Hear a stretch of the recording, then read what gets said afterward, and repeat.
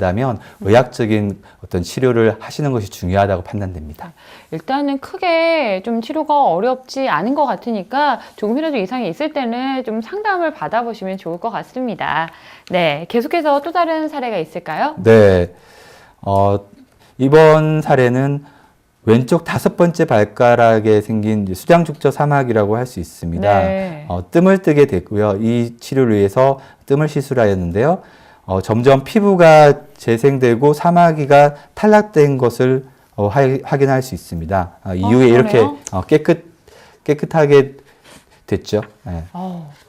제 마음이 다 시원해지네요. 네. 네, 알겠습니다. 네, 계속해서 사마귀로 병원을 찾은 환자의 이야기를 한번 들어보겠습니다. 어떤 증상 호전이 있는지 화면으로 한번 만나보시죠.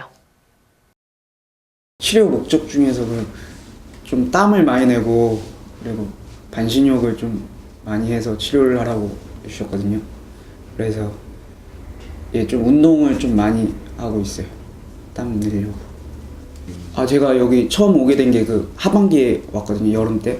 근데 그 원장님이 그 사진 찍어 주시잖아요. 그래가지고 그 찍어 주신 거랑 지금 현재 그 찍어 본 거랑 좀 비교해 보면은 좀 차이가 나긴 하더라고요. 일단 그 색깔이 좀 옅어졌다 그래야 되나? 좀 살색으로 옅어진 거랑, 그리고 제가 사마귀가 이게 원장님께서 말씀해 주신 게 백반증 겸 사마귀라고 해주셨거든요. 그래가지고 그래서 처음에는 그 원장님도 좀 그냥 반신반의 하셨어요. 이게 50%다 확률이 나을 확률이. 근데 그 치료하다 보니까 이게 색깔이 조금 제 살색으로 돌아오면서 좀 확률을 높게 측정해 주시더라고요. 그래서 저도 그거에 좀 긍정적인 반응으로 이제 잡고 있어요. 네, 잘 들어봤습니다. 실제 환자의 흉터가 점점 나아지는 모습을 보니까 참 기분까지 참 좋아지는 것 같은데요. 제가 흉터라고 표현을 했잖아요. 네. 일단 띄어내니까 어느 정도 흉터가 있겠지만 환자분들은 그 흉터가 빨리 회복되기를 바라겠죠. 네, 그렇습니다.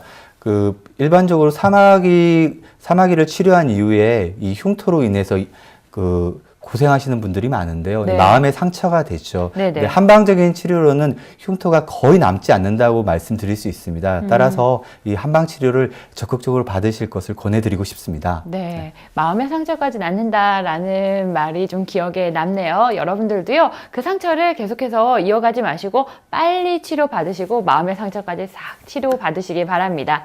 네, 계속해서 이번에는 지루성 피부염에 대해서 한번 이야기를 나눠보겠습니다.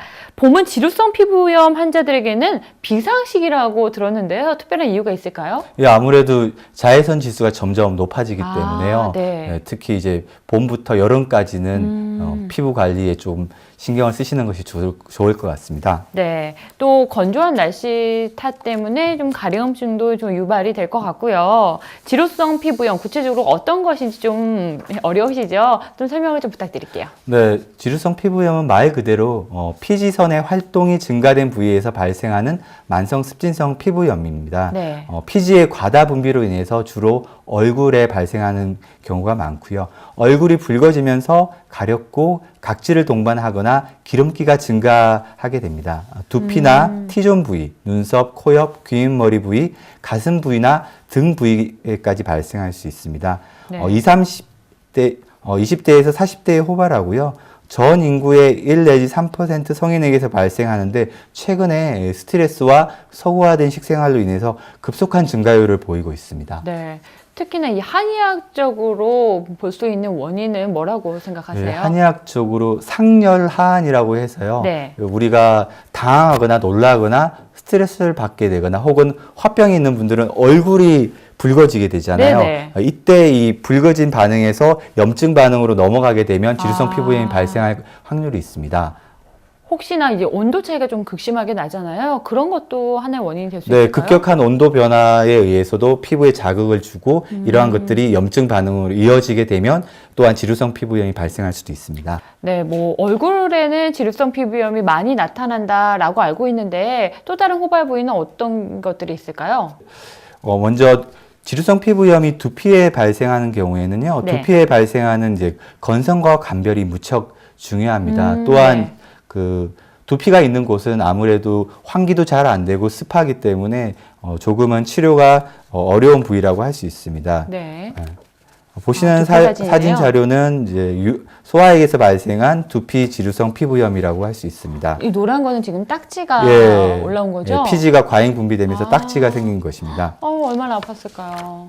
네, 이번에는 눈 주위네요. 네, 눈 주위에 지루성 피부염이 발생하는 경우에는 아토피성 피부염이나 알러지성 결막염과 감별이 중요하고요. 네. 예, 특히 이제 건조함보다는 붉게 충혈된 양상이 심하고 아무래도 직접 노출되는 부위이기 때문에 네. 우리가 대화를 하거나 사회 활동을 할 때 눈을 많이 보게 되잖아요. 그렇기 네. 때문에 미용적으로 2차적인 스트레스를 많이 호소하시는 부위라고 할 수 있습니다. 이번에는 미간인가요? 네, 지루성 피부염은 또한 미간에도 잘 발생하는데요. 붉은색의 홍반과 미세한 각질이 발생하고요. 특히 이제 눈썹 속에도 각질이 발생하는 경우가 있고요. 염증이 심하게 되면 이러한 부위에 진물이 동반되는 경우도 있습니다. 뭐 두피도 마찬가지겠지만 얼굴에 이렇게 진물이 발생하면 일단은 아픈 것도 아픈 거지만 미용적으로는 굉장히 좀 안 좋아 보이네요. 네, 그렇습니다. 아무래도 우리가 흔히 이제 사회생활을 할 때 특히 눈이나 미간 같은 경우에는 주로 주시를 하게 되는 네네. 경우가 많지 않습니까? 따라서 이 눈썹 부위나 미간 부위에 이 지루성 피부염이 발생한 분들은 2차적으로 대인기피증이나 우울증으로 고생하는 분들도 많으시죠. 참 안타깝네요. 다음 부위는 어떤 건가요? 네, 다음으로는 지루성 피부염이 귀 주변에도 많이 발생하는데요. 네. 이때에는 외이도염이나 혹은 귀에 발생하는 건선과의 감별이 중요하다고 할 수 있습니다. 네. 네, 다음은 다음은 코 주변입니다. 특히 이제 코 주변으로 발생하는 경우에 이 네. 지루성 피부염의 특징적인 소견이 됩니다. 이렇게 네. 나비 모양, 둥근 모양으로 지루성 피부염이 발생하게 됩니다. 네. 네, 다음으로 이제 등이나 체간 부위에 가슴 부위에 발생할 수 있는데요. 이러한 경우에 여드름과의 감별이 중요한데요. 여드름은 이제 코메도라고 해서 우리가 이제 흔히 여드름을 짜게 되면 여드름 씨가 존재하는데 이 지루성 피부염은 이러한 코메도가 존재하지 않고 염증, 녹만 존재하는 경우라고 할 수 있습니다. 네. 저희가 호발 부위를 자세하게 알아봤는데요. 일단 생각해 보니까 이 아토피, 유아 아토피와는 좀 구분이 되어야 할 것 같네요. 네, 이 지루성 피부염은 이제 유아 아토피와 소아 아토피와 특히 감별이 중요한데요. 네.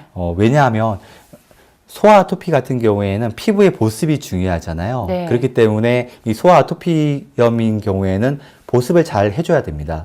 하지만 지루성 피부염은 말 그대로 피지 분비가 과잉되어 있기 때문에 오히려 보습을 하게 되면 치료에 방해가 됩니다. 따라서 아주 비슷해요. 감별하기가 쉽지가 않지만 이 두 질환을 잘 감별해서 하나는 적극적인 보습을 해야 되고요. 네.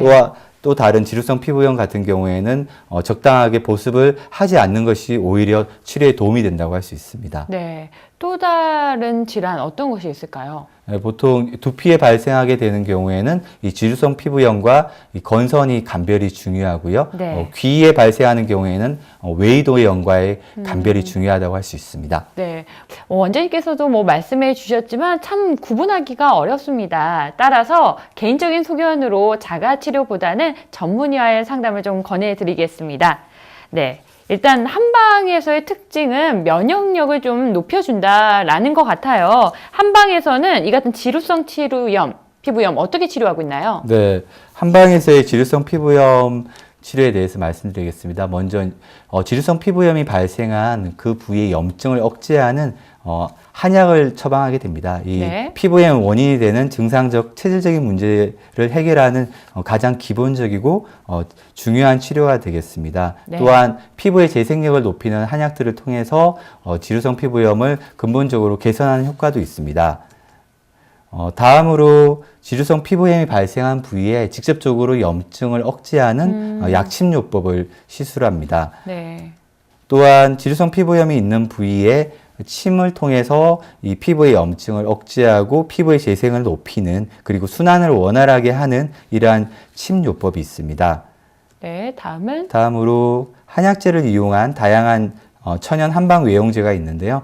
피부 세포의 재생력을 높이면서 염증을 억제하는 그런 약물들을 통해서 지루성 피부염을 치료합니다. 또한 지루성 피부염이 발생한 부위에 직접적으로 사혈을 해서 이 염증을 억제하고 배출하는, 그럼으로 인해서 2차적으로 피부의 재생력을 높이는 그러한 사혈요법 치료가 있습니다. 네, 일단 기존의 이 양방에서의 치료법과 비교가 되는 것이 이게 자연적으로 치료를 하기 때문에 임산부들에게도 가능할 것 같고요. 또 화학적인 물질이 많이 닿지 않기 때문에 우리 어린 나이에게도 좀 안심이 될 것 같은데, 구체적으로 뚜렷이 좀 구분되는 사항 또 어떤 게 있을까요? 네, 이 서양의학적인 치료와 한방적인 치료의 가장 큰 핵심은 이 염증을 소염시키는 그런 소염제를 직접적으로 사용하느냐, 네. 혹은 그렇지 않으면 이 염증을 배출하고 피부의 재생력을 도모하는 그러한 원인 치료를 하느냐, 그렇게 대별할 수가 있다고 할 수 있습니다. 네, 알겠습니다. 지루성 피부염의 한의학적 치료에 대해서 살펴보고 있는데요. 저희가 치료 사례를 보면서 계속 이야기 나눠보겠습니다. 어떤 사례 준비하셨나요? 네, 2년 전 지루성 피부염이 발생해서 악화 호전을 반복하던 중에 과로와 스트레스로 인해 얼굴 전체적으로 악화된 30대 여성분의 얼굴 사진입니다. 네. 얼굴이 아주 붉은 그런 염증 반응을 보이고 있습니다. 무엇보다도 좀 관리가 또 필요할 것 같아요. 어떤 관리를 한 건가요? 네, 이분 같은 경우에는 얼굴에 직접적으로 염증을 제거하는 사열 치료와 그리고 약침 치료, 침 치료 등을 통해서 관리를 하셨는데요. 네. 치료를 점점 진행하면서 피부층이 재생되고 지루성 피부염이 있던 부위가 줄어들고 한부가 얇아지게 되는 치료 과정을 겪게 됩니다. 네. 그리고 특히 이제 지루성 피부염이 심해지게 되면 2차적으로 얼굴 같은 경우에는 부종을 동반할 수 있는데요. 이러한 부종을 비롯한 지루성 피부염이 점점 안정화되면서 피부가 재생되게 됩니다. 네. 어머, 깨끗해지셨어요. 네, 점점 피부가 좋아지다 보면 네. 자신감도 생기고 표정도 저절로 좋아지게 되죠. 네. 예, 이후에 완전하게 이제 피부가 정상적인 피부로 재생되고 치료를 종결한 사례라고 할 수 있습니다. 아, 참. 네, 많은 변화가 있네요. 이런 분들의 경우에는 일상생활에서도 좀 관리가 필요할 것 같은데, 치료를 받으면서 어떤 관리가 병행이 되나요? 네, 지루성 피부염은 무엇보다도 스트레스에 아주 민감합니다. 우리가 네. 쉽게 당황하거나 이제 짜증내거나 화를 내게 되고 과로하게 되면 얼굴에 어떤 상열감이 발생하게 되죠. 네. 이러한 것들을 안정시키기 위해서 스트레스를 관리하는 것이 좋은데요.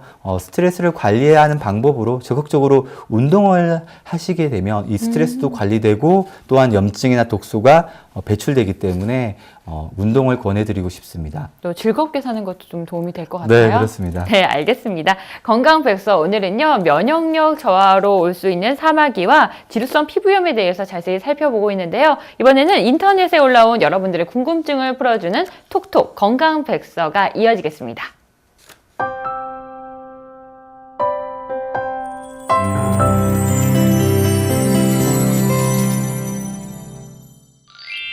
네, 여러분은 건강백서와 함께하고 계십니다. 지금부터 인터넷에 올라온 여러분들의 궁금증을 하나하나 풀어볼 텐데요. 첫 번째 사연 소개해드리겠습니다. 네, 초등학교 5학년 제 딸이 1년 전 팔뚝에 생긴 사마귀가 옆으로 퍼지고 최근에 통증까지 생기자 피부과에 갔는데요.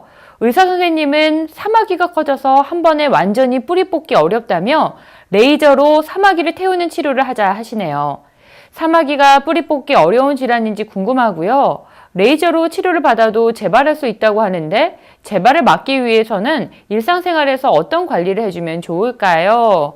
네, 이러한 질문을 주셨습니다. 일단 나보다는 우리 자녀의 질환이기 때문에 조금 더 걱정이 되시나 봐요. 원장님께서 시원하게 좀 해결해 주시죠.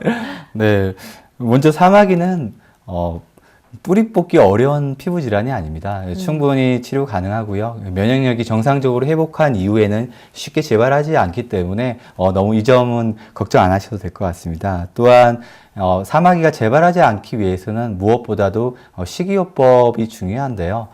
평상시에 패스트푸드나 인스턴트 이런 것들을 좀 지양하시고 피부의 면역력을 높이는 과일이나 채소 그리고 충분한 수분 섭취가 중요할 것 같습니다. 네, 일단 치료도 중요하겠지만 그 원인을 알고 치료를 받는 것이 더욱더 효과적인 것 같은데요. 식단도 조절을 하면은 이러한 것들을 막을 수 있다고 하니까요. 어머니께서 식단 조절을 통해서 우리 따님의 질병을 좀 고쳐주시기 바랍니다. 네, 계속해서 두 번째 사연 만나보겠습니다. 안녕하세요. 저는 32살 직장 남성입니다. 얼마 전부터 엄지발가락 아래에 티눈이 생겨서 티눈 약을 발랐는데요. 치료는커녕 시간이 갈수록 부위가 점점 커지고 아파오기까지 해서 이제 걷기도 힘듭니다. 설상가상 다른 발가락에도 생겨서 정말 힘든데요. 도대체 어떻게 해야 치료가 될까요? 이야기만 들어도 참 그 고통이 느껴지는데요. 많은 직장 남성들이 티눈 때문에 좀 고생하신다는 이야기를 들었어요. 어떤 해결책을 좀 마련해 주실까요? 네. 근데 일단 무엇보다도 이분은 사연을 듣고 보니까요. 네. 티눈보다는 손발바닥에 생기는 수장족저 사마귀가 의심이 됩니다. 그것 때문에 계속 티눈 약을 발라도 네. 이런 경우가 생기는 거군요. 네, 그렇죠. 이게 아무래도 티눈 만약에 그 부위가 티눈이 확실하다면 네. 티눈 약에 대해서 이제 어떤 양호한 반응을 했을 텐데요. 그 티눈이 아니고 사마귀이기 때문에 네. 점점 그 부위도 커지고 다른 발가락에도 발생되는 그런 경우로 좀 추정이 되는 것 같습니다. 네. 제가 어디선가 이제 모임에서 들은 적이 있는데 군대 다녀와서 사마귀가 생겼다. 네. 이런 얘기도 들었거든요. 네. 그게 어느 정도 맞는 얘기인가요? 네, 아무래도 장시간 동안 그 행군을 하거나 또 군화를 신어야 되기 때문에 네. 그러한 경우에 사마귀가 발생하는 경우가 종종 있습니다. 네. 혹시나 이런 경우에 바로 치료를 받지 못하잖아요. 네, 이럴 네. 경우에는 어떻게 대처를 하면 좋을까요? 네, 기본적으로 조욕을 하시는 것이 아. 사마귀 관리에 많이 도움이 됩니다. 사마귀가 더 퍼지지 않고 조욕을 하게 되면 발 부위에 혈액순환이 원활해지기 때문에 네. 이 혈액순환이 원활해지면 우리 인체의 면역 반응이 원활해지거든요. 네네. 네, 그렇기 때문에 조욕을 통해서 발 관리를 하시면 사마귀가 더 퍼지지 않고 또 양호한 경우에는 긍정적으로 치료까지도 기대해 볼 수가 있습니다. 네. 지금 사연 주신 이분 같은 경우에는 좀 어떻게 번진 경우잖아요. 네네. 이럴 경우에는 좀 치료를 전문의와 좀 상담을 통해서 치료를 받아야 할 것 같은데요. 네, 일단 이분 같은 경우에는 기존의 부위에서 다른 부위로 퍼져나가고 있는 지금 네. 급속하게 퍼져나가고 있는 과정으로 볼 수 있습니다. 이러한 경우에는 단순히 발에만 있는 게 아니라 또 발을 또 손으로 만지기 때문에 네. 손에도 사마귀가 발생할 가능성이 무척 높다고 할 수 있습니다. 따라서 이분 같은 경우에는 전문 병원을 찾아서 치료를 받으시는 것이 중요할 것 같습니다. 네, 선생님의 말씀이 좀 도움이 되셨길 바라겠습니다. 계속해서 다음 사연 만나보겠습니다. 저는 40세 직장 남성입니다. 요즘 업무를 방해할 정도로 두피의 가려움증 때문에 고민이 많아 글을 올립니다. 초기에는 일시적인 비듬 증상으로 생각했지만 봄이 오면서 또 날씨가 따뜻해지면서 두피 가려움증이 심해졌습니다. 땀나면 더욱 심해지고 진물도 나올 정도고요. 각질과 백색 비늘도 생겼습니다. 머리도 많이 빠지는 것 같고요. 제 머리에 무슨 일이 생기고 있는 걸까요? 해결 좀 부탁드리겠습니다. 네, 일단 두피의 가려움증도 가려움증이지만 이 탈모가 같이 동반이 돼서 더욱더 고민이 많을 것 같은데요. 어떻게 보시나요? 네, 이 두피의 가려움증뿐만 아니라 이제 진물도 나고 그리고 탈모까지 진행되었다면 이 생각보다 이제 병의 상태가 좀 위중한 단계라고 할 수 있습니다. 네. 먼저 어떠한 피부 질환인지 감별하는 것이 중요한데요. 두 가지가 의심됩니다. 두피 네. 건선 혹은 두피의 지루성 피부염 이 두 가지 피부 질환이 의심이 되는데요. 기본적으로 두피의 건선일 경우에 진물이 나오는 경우는 무척 드물지만 그래도 종종 임상적으로 보고가 되어 있기 때문에 네. 이 두피 건선도 배제할 수는 없을 것 같습니다. 따라서 일단 두피 건선, 두피 지루성 피부염 두 가지 피부 질환